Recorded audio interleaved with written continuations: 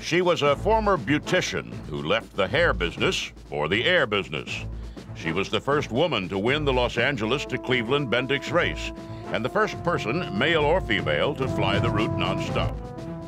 When the Germans invaded Poland, she asked First Lady Eleanor Roosevelt to help her get permission to train women to fly combat support. In 1943, she established the Women Air Force Service Pilots, the WASPs, to ferry aircraft from the United States to the front. After the war, she set a new speed record for propeller-driven craft, and in 1953 became the first woman to break the sound barrier. In 1964, she capped her career by setting one last record, taking the F-104 Starfighter to 1,429 miles an hour. She was Jackie Cochran, and she is a legend of air power.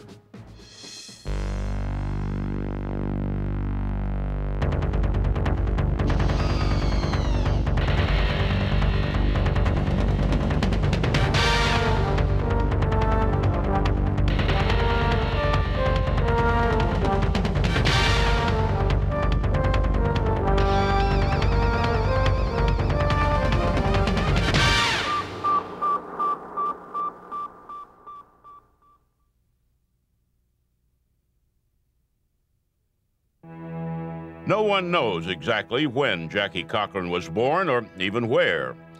But in 1906, give or take a year, the woman who would become one of the greatest female aviators of the 20th century was born Bessie Mae Pittman somewhere in Florida. She was raised by foster parents, and though she didn't have shoes until she was 8 years old, she seemed instilled with a belief in her own destiny. She, in many ways during that time, invented a life for herself. She would spend a lot of time alone. She would spend a lot of time dreaming about what she was going to do.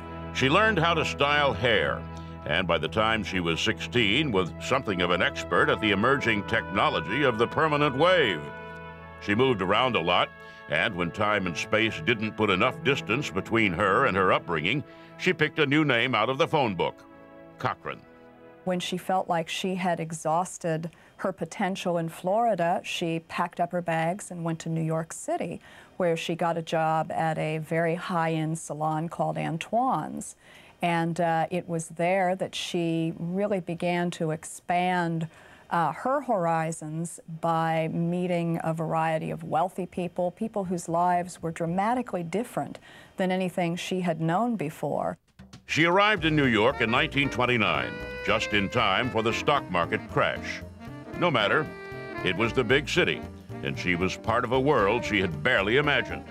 And the unemployed in the street did little to dampen her enthusiasm. She became such a favorite of many of the society ladies that they would ask her to travel with them to Miami when they wintered over.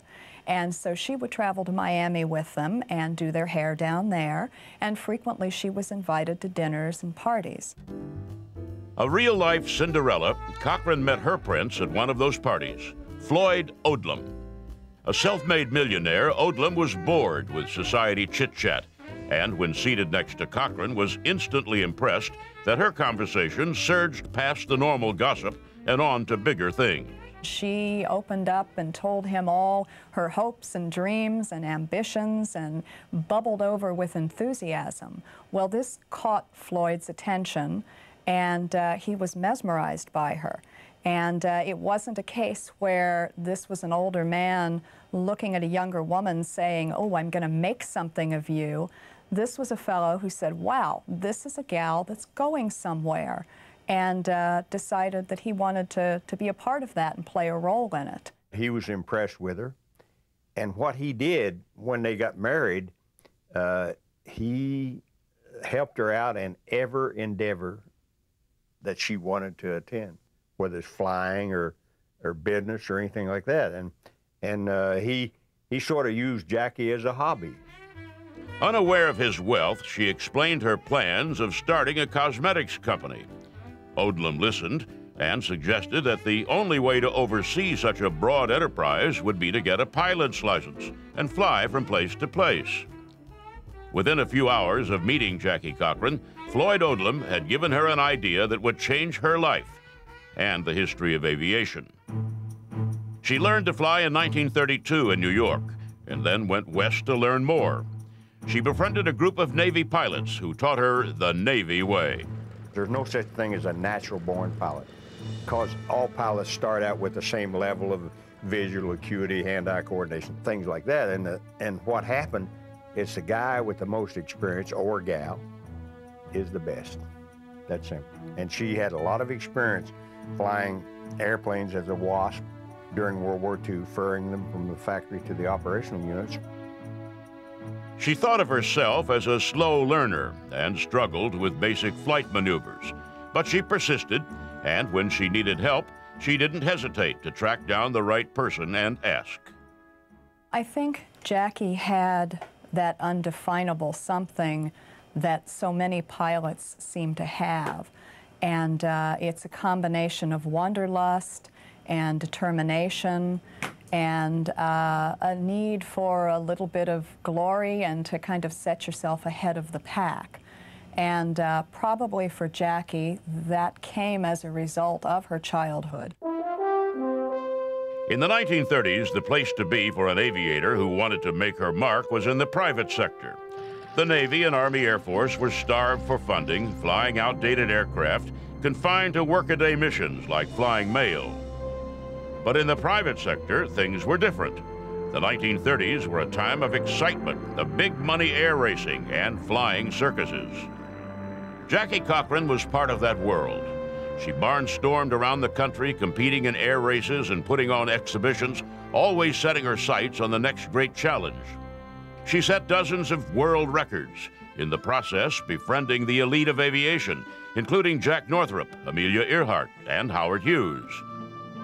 In 1934, only 2 years after receiving her pilot's license, she became the first woman to compete in the Los Angeles to Cleveland race for the Bendix Trophy.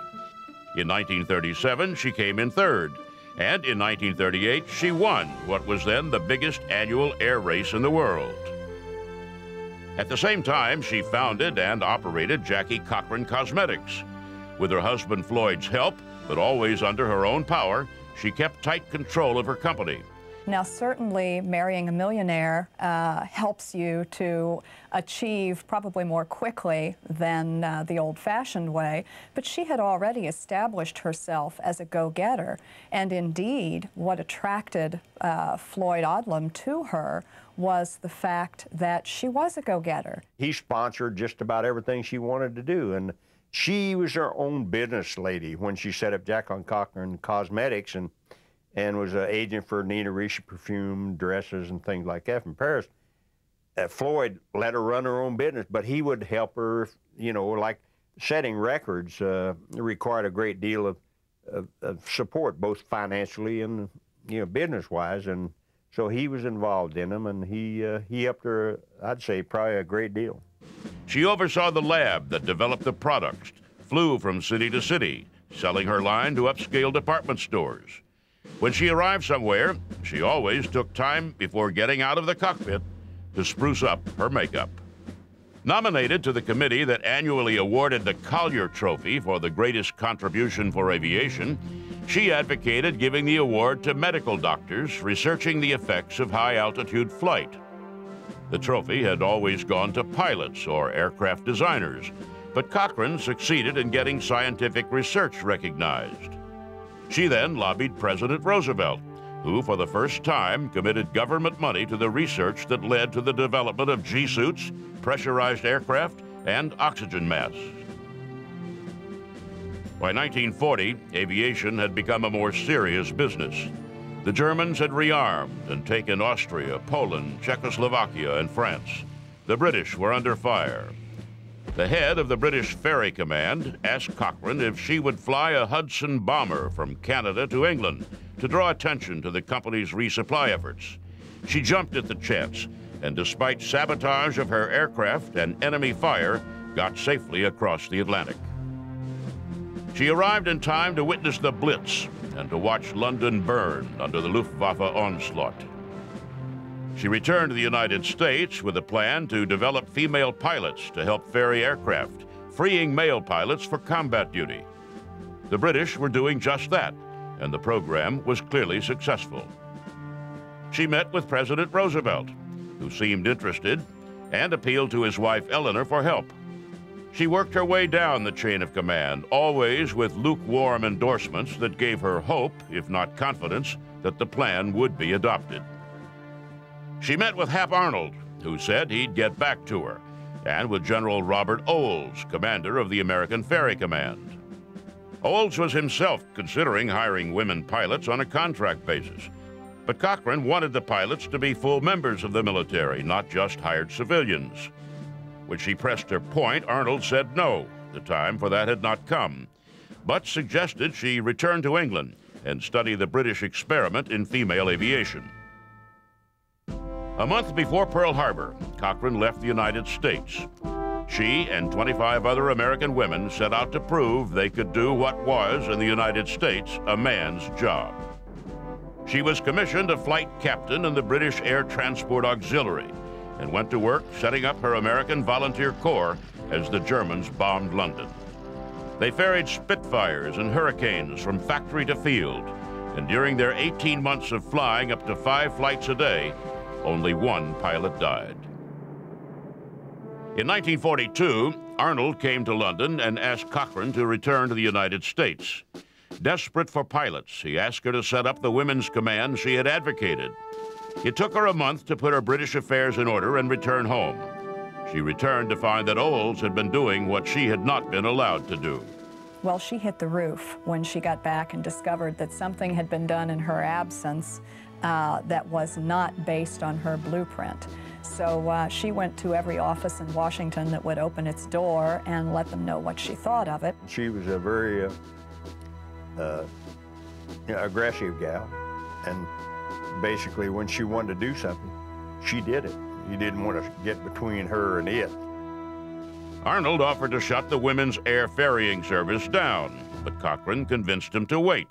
She needed time, she said, to study the situation and figure out the best course of action. In September, she went to work in Arnold's office. Her job was to train as many female pilots as she could, so that those pilots could take over non-combat roles, freeing experienced male pilots for combat duty. Word leaked to the media that the famous Jackie Cochran was setting up a flight school for women. In a matter of weeks, before she had a field, planes, quarters, or trainers, she had 25,000 applicants. In August 1943, she was named director of the Women's Air Force Service Pilots, the WASPs. Her embryonic training program merged with the existing Women's Ferry Pilots program, and while not technically a part of the military, it seemed as though Cochran was well on the way to getting women into the Army Air Force. She set up operations in Texas, eventually moving to an abandoned facility near Sweetwater. Before she left, Arnold called General Barton Yount, the commander of the Fort Worth Training Command. "Barton," Arnold shouted into the phone, "Jackie Cochran will be down there in a few days, and I want her to have everything she wants." Jackie Cochran arrived in Texas in late 1943 to start training her female pilots. Almost as soon as word of her program got out, she found herself in a fight for her political life. Several powerful members of Congress didn't think it right that women were training to fly military aircraft. They argued that Cochran's WASPs were taking jobs from men with families to feed. It was an absurd claim in the middle of war-caused labor shortage, but it was a claim that resonated. In a nation still scarred by the Great Depression, members of Congress quickly lined up against Cochran. She also had another, perhaps more surprising adversary, Colonel Ovida Culp Hobby. The commander of the Women's Army Corps, Hobby assumed that if the WASP became part of the military rather than a women's auxiliary, they would come under her command. While Cochran wanted the WASP to be part of the Army Air Force, she would have none of Ovida Culp Hobby as her commander. Part of that was personal animosity. She referred to Hobby as the woman I love to hate. But among flyers at the time was also a general belief that aviation was not well understood by the Army as a whole. It was a given that the Army Air Force would, after the war, spin off into its own service. Why, Cochran reasoned, allow the WASP to be absorbed into the regular Army when they would just be made independent after the war. The result was an uncomfortable compromise. Cochran retained control, but the WASP stayed civilian. Hobby made sure that the WASP remained obviously non-military. They weren't issued uniforms, for example, and when Cochran complained, Hobby saw to it that they got only Women's Army Corps coveralls. It was a not-so-subtle hint about who controlled women in the military, and a reminder that the WASPs were mere civilians. Jackie Cochran was not a mild, meek person. She had a steamroller personality. If she wanted something, she absolutely let everybody know she wanted it and how she expected to get it. Cochran, of course, was not without resources. She had a WASP uniform designed at the exclusive Bergdorf Goodman department store in New York, and then convinced Arnold to pay to have them mass-produced. In terms of the WASPs, she was absolutely unwilling to let anybody play a role that was the opposite of what she had envisioned for this group. So she went in and fought her way into a position of authority and then kicked into the training and really conducted the entire organization as a military operation. Their performance record was magnificent. They shuttled thousands of aircraft around the country, freeing hundreds of male pilots for combat duty. They handled the most difficult planes, demonstrating that women could fly temperamental, physically demanding aircraft, and compiled accident records that compared favorably with men's. She believed wholeheartedly that she was making progress, and in December 1944, Congress gave her her reward. They ordered the WASP disbanded. The women, Congress decided, should go back to their place. Not only would the WASP not be absorbed into the military, they would not be allowed to continue flying as they already had, no matter how successful they had been. The more than 1,000 pilots the WASPs had trained in less than a year were given their walking papers.